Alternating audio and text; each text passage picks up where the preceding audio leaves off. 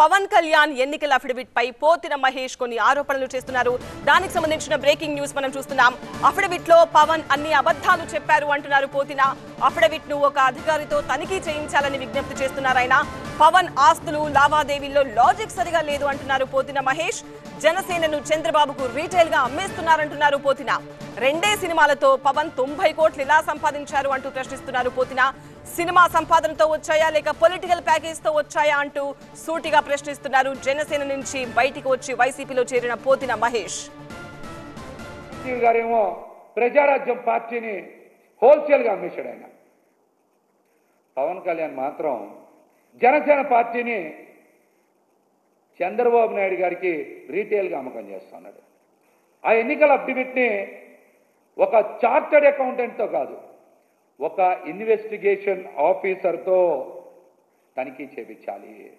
మీరు చూడండి, 5 ఏళ్ళు ఆయన సంపాదనలో అంట. వారికోస్ వెయిన్స్ వ్యాధికి కేవలం 30 నిమిషాల్లో చికిత్స. కాల్ చేయండి 9989527715. 114 కోట్లు సంపాదిస్తే మరి 90 కోట్ల ఆస్తులు ఎలా కొన్నారు చెప్పండి మీరు. కానీ మార్కెట్ వాల్యూ ఎంత ఉంటుందో తెలుసా? సుమారు 350 కోట్ల నుంచి 400 కోట్ల రూపాయలు ఉంటాయి ఆ ఆస్తులన్నీ కూడా. పోనీ 2018 నుంచి 2024 వరకు మీరు చేసిన సినిమాలు 4. అందులో కొద్దో గొప్ప యావరేజ్ తాడిన సినిమాలు 2. మిగతా 2 సినిమాలు డిజాస్టర్ అయ్యాయి. మరి 90 కోట్ల ఆస్తులు ఎలాగొచ్చినాయి మీకు? 90 కోట్ల ఆస్తులు సబ్ రిజిస్టర్ వాల్యూ ప్రకారం చూద్దాం ఎలా వచ్చినాయి. మార్కెట్ వాల్యూ ప్రకారం చూస్తే 350 నుంచి 400 కోట్ల రూపాయల ఆస్తులు ఎలా వచ్చాయి? సినిమా రంగం నుంచి వచ్చాయా? రాజకీయ రంగంలో జనసేన పార్టీని చంద్రబాబు గారికి తాకట్టు పెట్టడం వల్ల వచ్చాయా? సమాధానం చెప్పండి. తెలుగుదేశం పార్టీ సినిమా ఫ్లాప్ అయింది.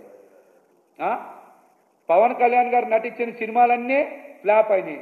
కానీ పవన్ కళ్యాణ్ గారి ఇన్కమ్ విషయం మాత్రం, ఆదాయం మాత్రం విపరీతంగా సక్సెస్ అయ్యాడు ఆయన. ఏ మాత్రం తగ్గల. అందుకనే కదా మేమందరం నిన్ను ప్యాకేజీ స్టార్ అంటున్నాం నిన్ను.